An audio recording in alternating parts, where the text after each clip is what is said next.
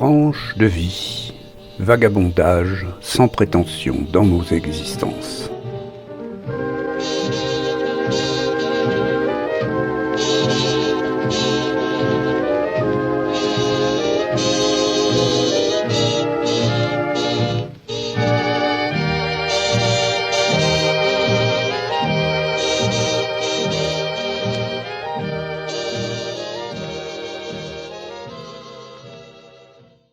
Chers amis auditeurs de Tranche de vie, vous savez qu'un des principes de cette émission, c'est de faire parler les invités de leur profession, des professions actuelles ou des professions qu'ils ont exercées, et de l'intérêt qu'ils trouvent dans ces professions.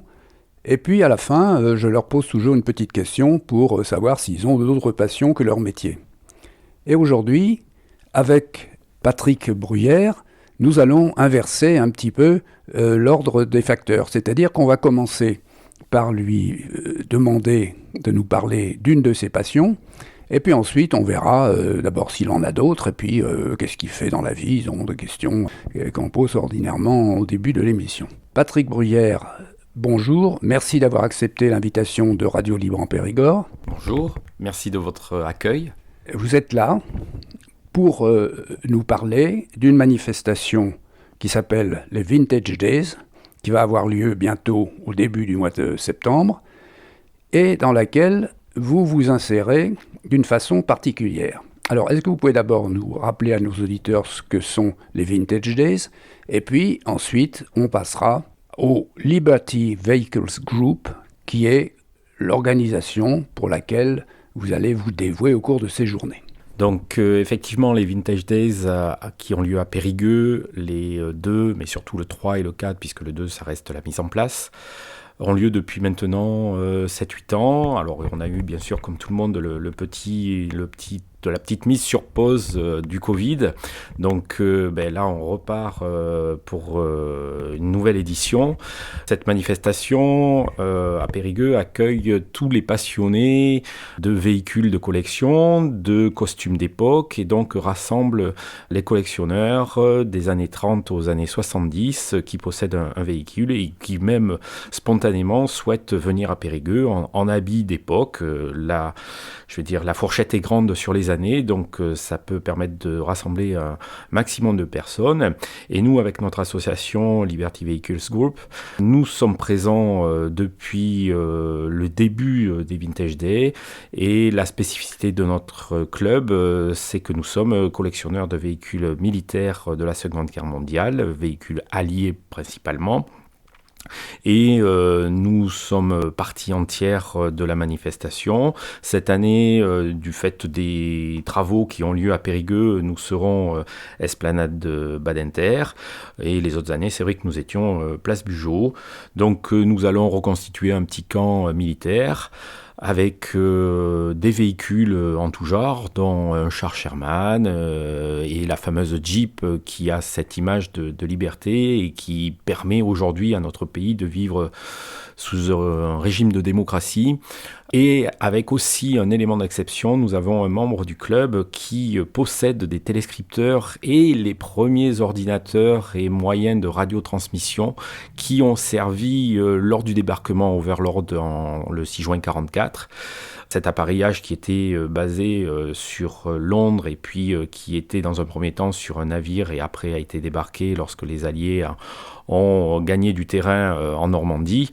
Donc il y avait 4 systèmes au monde qui existaient en juin 1944 et nous avons la chance d'avoir un membre du club qui possède un des exemplaires avec toute une batterie de téléscripteurs, de machines à écrire, de radios, enfin voilà. Et donc je vous engage vivement à venir voir ça. C'est vraiment quelque chose d'exceptionnel qui sera présent cette année pour l'édition 2022 des Vintage Days. Alors ça, je pense que cet appareillage qui a préfiguré les ordinateurs et le numérique, ça va passionner les jeunes probablement.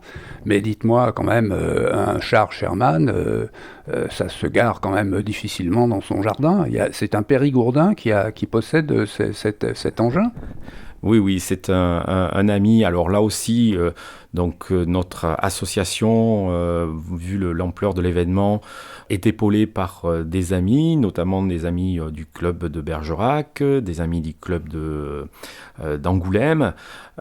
Et dans les membres du club, nous avons quelqu'un qui est, on va dire, dans le Libournais, à la limite du département, et qui possède un char et qui se met dans une grange. Donc c'est vrai que pendant la guerre, il y a pas mal de véhicules militaires qui ont été mis dans des granges pour stationner et surprendre l'ennemi. Là, il n'y a plus d'ennemis, mais il y a plus d'ennemis, mais on les met toujours dans les granges. Et c'est vrai, je vous cache pas, il y en a qui ont été oubliés. Alors celui-là sort d'un stock classique, devait être stocké dans une caserne, et puis avec les ventes de l'État, un passionné a racheté ce véhicule. Mais je me rappelle, il y a 6-7 ans de ça, donc là on est à la deuxième participation du club Liberty Vehicles Group au Vintage Days. Nous avions aussi fait venir un char Sherman qui lui avait été sorti du sable sur la côte landaise, puisqu'après, comme vous le savez, l'armée américaine avait laissé l'intégralité du matériel militaire après la libération, pour des raisons de coût. Ça revenait beaucoup plus cher de rapatrier tout ça aux USA. Il y a un deal qui a été fait avec la nouvelle armée française qui est renaissée de ses cendres, et l'intégralité du parc américain a été cédée à la France. C'est pour ça que nous avons la chance aujourd'hui de retrouver ces véhicules qui ont servi après aussi, que ce soit en Indochine ou que ce soit en Algérie. Là aussi, une partie de ce matériel est restée sur place ou a été détruit tout simplement, notamment, voilà, comme vous dites, les Alfstrak. Donc ces véhicules étaient basés dans des casernes sur tout le territoire, et voilà. Et ce fameux char là qui était venu à l'époque avait servi de cible, et au fil des années s'était retrouvé enfoui dans le sable, et c'est un passionné qui, passant lors de vacances d'été, avait vu un bout métallique qui sortait et qui lui a rappelé quelque chose, et aux grandes marées on a profité avec un arsenal, on va dire, de BTP conséquent pour extraire ce vestige de la Seconde Guerre mondiale. Mais là, voilà, aujourd'hui, et puis pour vous dire, en hommage à la deuxième DB du général Leclerc, ce char Sherman est baptisé Benghazi, puisque il lui-même avait été attribué à la deuxième DB, et donc a perduré et a été conservé. Et aujourd'hui, notre ami du club de Bergerac, qui s'appelle Brothers 24, sera présent à Périgueux pour les Vintage Days. Brothers 24, ça veut dire quoi? Ça, vous avez des appellations suivant la localisation ou la nature des membres, leur ancienneté, comment ça marche un petit peu? Puis donnez-moi un petit peu une idée aussi, s'il vous plaît, de l'importance de votre association. Combien de membres, combien de collectionneurs, etc. Et puis aussi, évidemment, une question, vous avez abordé la question de la récupération des matériels avec les ventes de l'État. Comment se renouvelle ou comment s'accroît cette collection? Est-ce que c'est par le biais des ventes de domaines, ou est-ce que c'est par le biais d'échanges avec d'autres collectionneurs, éventuellement dans le reste du monde? Alors, pour venir à vous, je vais procéder à l'envers par rapport à vos nombreuses questions. Donc, par rapport aux ventes des domaines, aujourd'hui, il n'y a plus de matériel de cette époque-là qui est en vente au domaine. Je crois que les dernières pièces se sont vendues dans les années 2010. Aujourd'hui, ce sont des transactions entre passionnés, entre collectionneurs, ou alors, comme vous le disiez tout à l'heure, des véhicules qui ont été oubliés dans une grange, et que au décès de l'arrière-grand-père, les petits-enfants qui sont absolument pas passionnés par ça découvrent, et puis donc mettent à la vente, et donc ça se passe de particulier à particulier. Donc voilà, en ce qui concerne le moyen de trouver ce matériel-là. Et comme je le disais précédemment, le stock américain a tellement été conséquent après leur départ. Je vais rien vous apprendre. Toutes les personnes qui ont un âge certains ont vécu ça, et notamment à Périgueux, dans toutes les villes, il y avait une base américaine avec des fameux GIs qui ont apporté notre mode de vie. Je veux dire, le mode de vie que nous avons aujourd'hui nous a été apporté sur un plateau en quelque sorte, parce que, je veux dire, avant que les Américains soient là, tout le monde se rappelle qu'on allait aux toilettes au fond du jardin et qu'on allait puiser l'eau.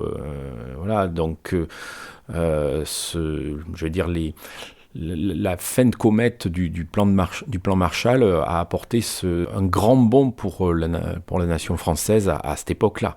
Donc, sans effacer quand même la spécificité périgourdine, hein, attention là. On est bien d'accord. Hein. Les Américains qui étaient dans nos régions en ont profité pour découvrir une gastronomie qui est effectivement pas très conséquente chez eux. Chacun garde ses spécificités. Mais de toute façon, vous le savez, on s'enrichit toujours des mélanges. Alors, donnez-nous une idée de l'importance de votre association, combien de membres. Alors, au passage, si vous en avez la possibilité, donnez-nous aussi un peu une idée de l'importance de l'autre association, enfin de ce qui fait pendant à votre association, à savoir toute la partie civile. Alors, notre association, aujourd'hui, nous sommes 18 membres et il y a une trentaine de véhicules. Donc, ça va du GMC au Réo, en passant par le Dodge et puis la Jeep et ainsi que les Harley. Voilà. Et nos amis de Bergerac.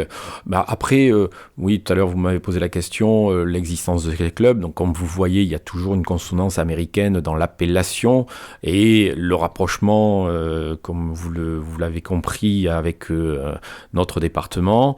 Voilà comment se font les noms. Et après, c'est un historique de chaque association, les personnes qui les ont constituées, les personnes qui les ont faites.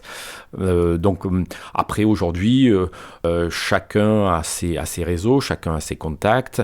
Et sur les événements importants, nous essayons de travailler en osmose pour le plaisir du public, parce que ça nous permet ainsi d'avoir un panel de véhicules le plus large possible, un panel d'uniformes et de tenues le plus large possible pour le ravissement des plus grands et des plus petits. Oui, parce que là, on a oublié, on est tenu au véhicule, mais au gros matériel, mais on a oublié les costumes. Et comme les civils viennent en costume des années 30 aux années 70, vous, j'imagine aussi que vous mettez un point d'honneur à vous présenter dans les costumes militaires de l'époque. Mais dites-moi, est-ce que vos membres, est-ce que vous recherchez systématiquement des pièces qui manqueraient à votre collection? Je ne sais pas, par exemple, un command car en parfait état pour agrandir votre collection et l'embellir. Tout à fait, et quand vous parlez de command car, on parle de perles rares, et vous savez que les passions de collectionneurs ne s'arrêtent jamais, hein, parce qu'on cherche toujours la pièce improbable, introuvable. C'est un peu la quête du Graal. Donc le command car fait partie de ces véhicules-là, avec aussi la WPA qui est la Jeep amphibie, hein. C'est des véhicules qui ont été produits à peu d'exemplaires et qui sont effectivement extrêmement recherchés et qui aujourd'hui atteignent des prix exorbitants.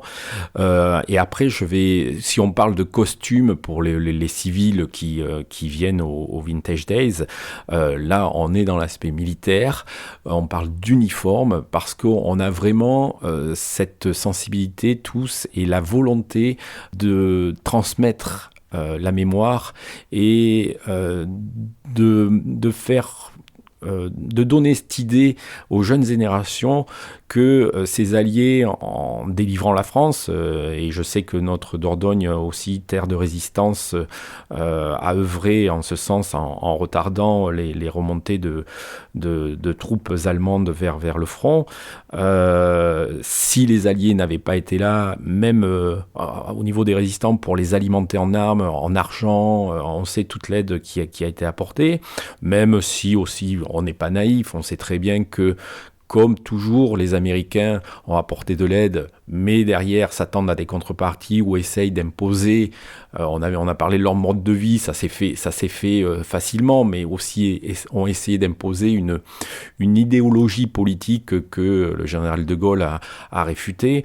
Donc voilà, on n'est pas naïf, mais on a vraiment ce devoir de mémoire. Et aujourd'hui où où nos anciens combattants sont de moins en moins nombreux sur les manifestations. Nous sommes amenés, ça c'est un autre pan de notre activité, à épauler les communes lors de cérémonies de commémoration de ces dates historiques qui sont importantes pour notre pays démocratique.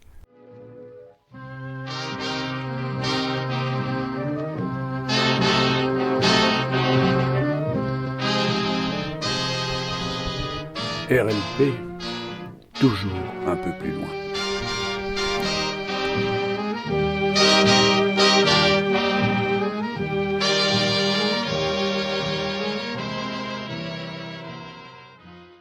Mais dites-moi, là, on est en train d'entrer dans le sérieux.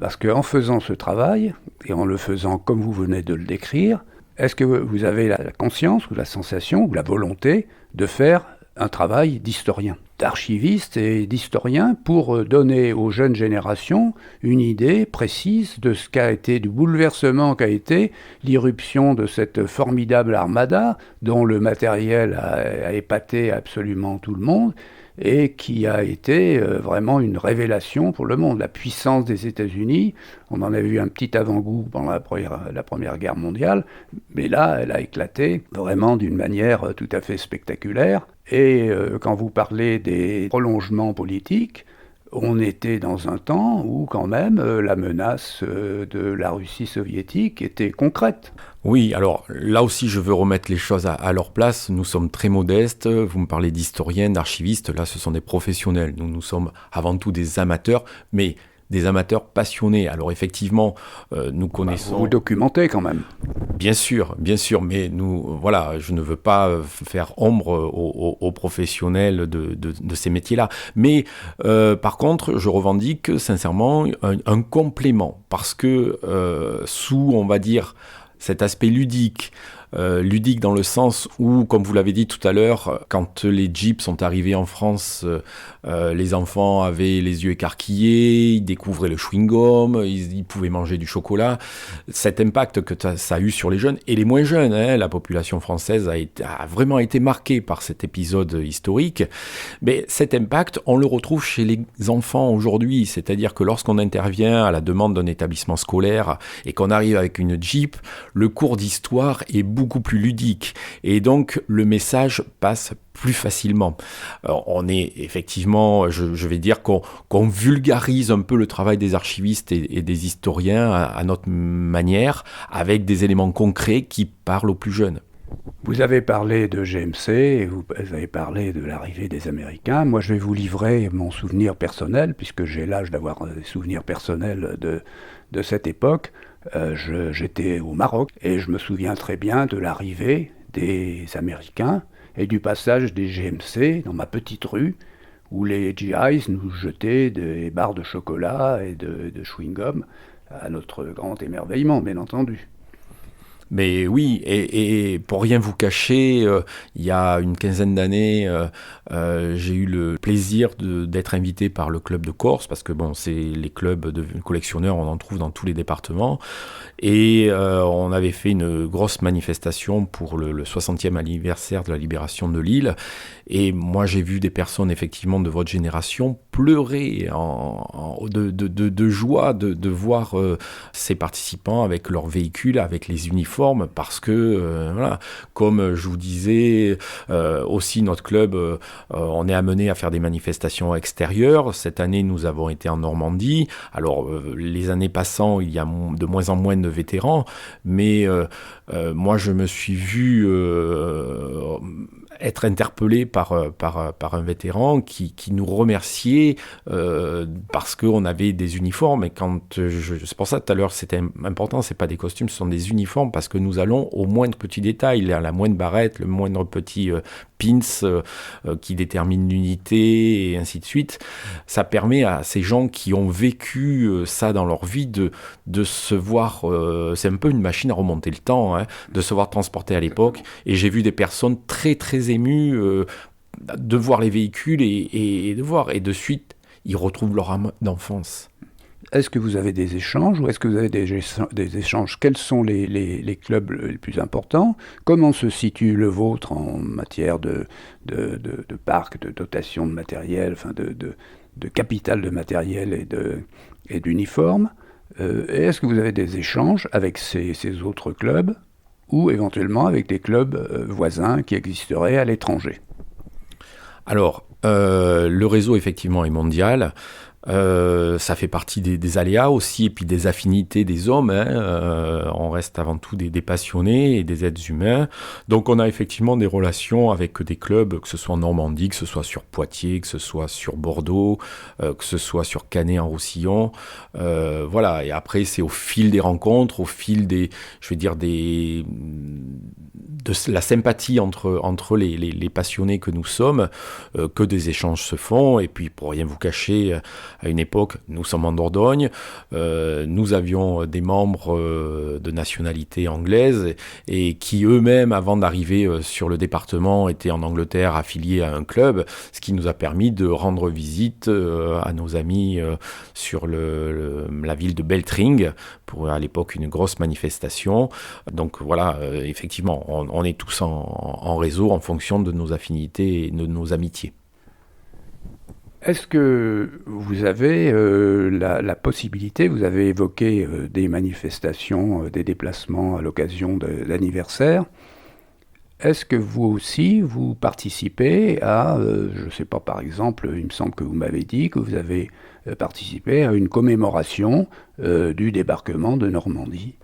Est-ce que il y a d'autres exemples ou est-ce que vous pouvez déjà nous parler de cette manifestation à laquelle le club de Périgueux a participé? Donc effectivement, nous sommes en juin dernier, nous sommes allés en délégation en Normandie. Nous avons mis les véhicules sur un camion plateau, parce que je vous explique pas, pour aller en Normandie avec un Dodge ou un GMC, il faut 3 jours. Il faut respecter les vieillards quand même. Exactement, doucement va loin aussi. Donc nous avons été en Normandie en retrouvant des amis sur place d'autres clubs pour effectivement participer à ce devoir de mémoire et à ces commémorations, comme nous faisons ça sur la Dordogne et sur les départements limitrophes. Donc là, ça a été l'occasion de rencontrer d'autres clubs et des délégations représentées concrètement par leur matériel.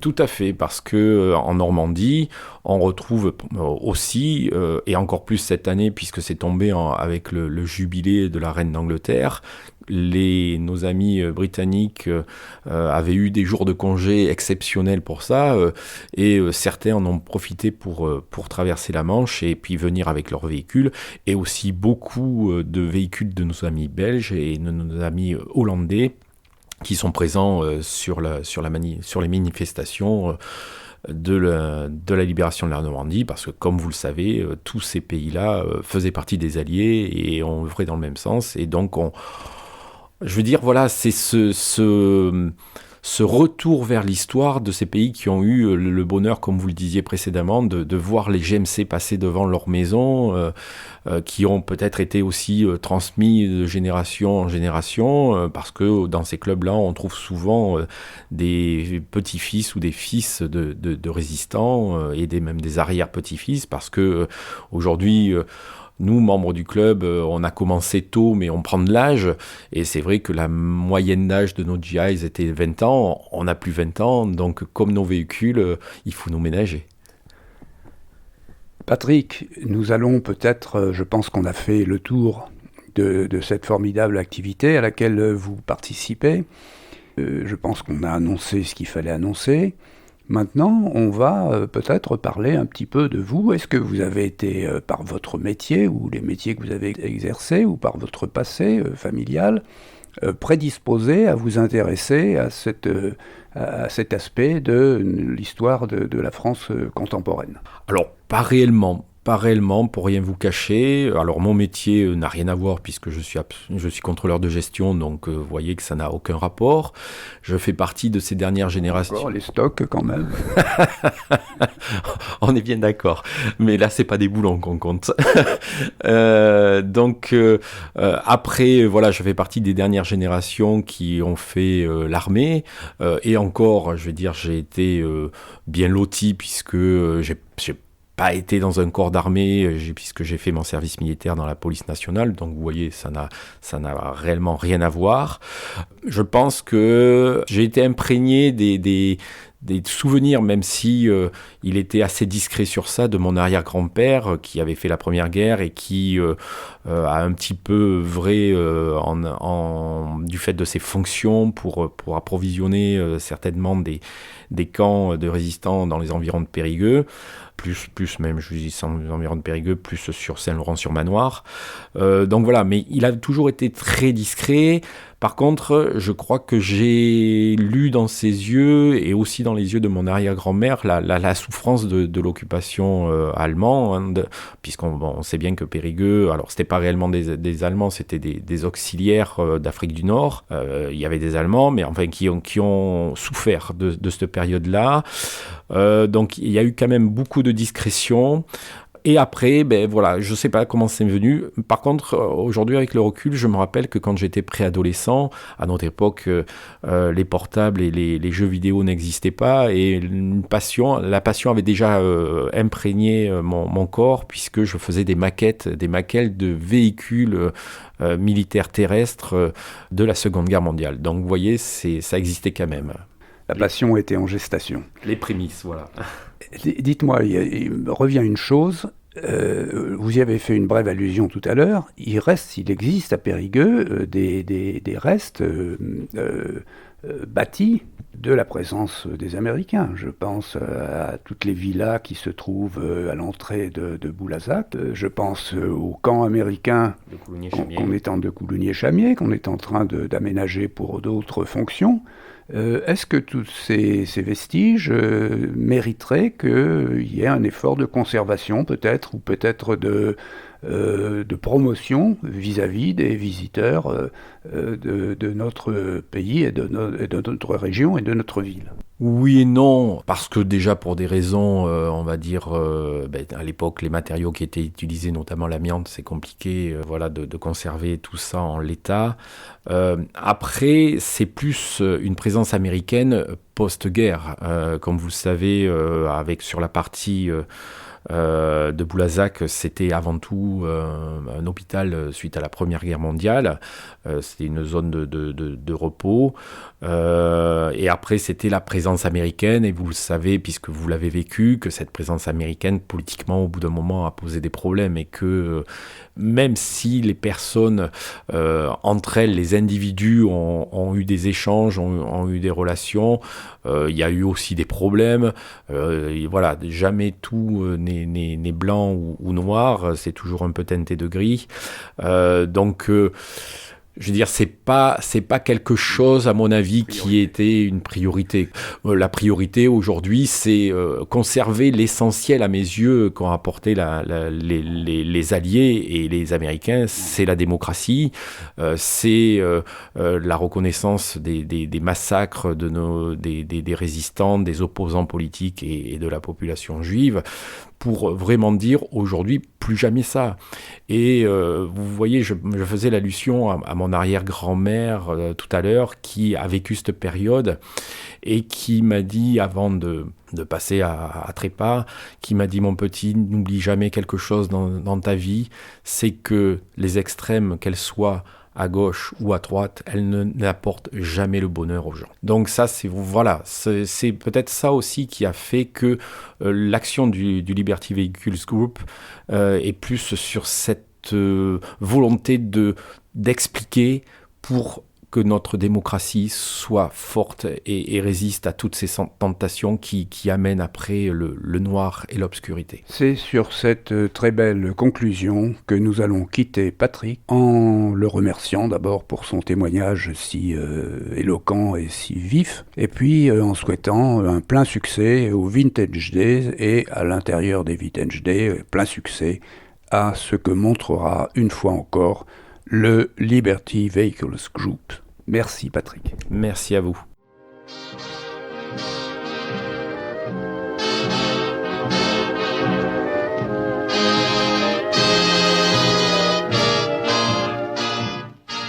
C'était Tranche de vie, une émission proposée par Jean-François.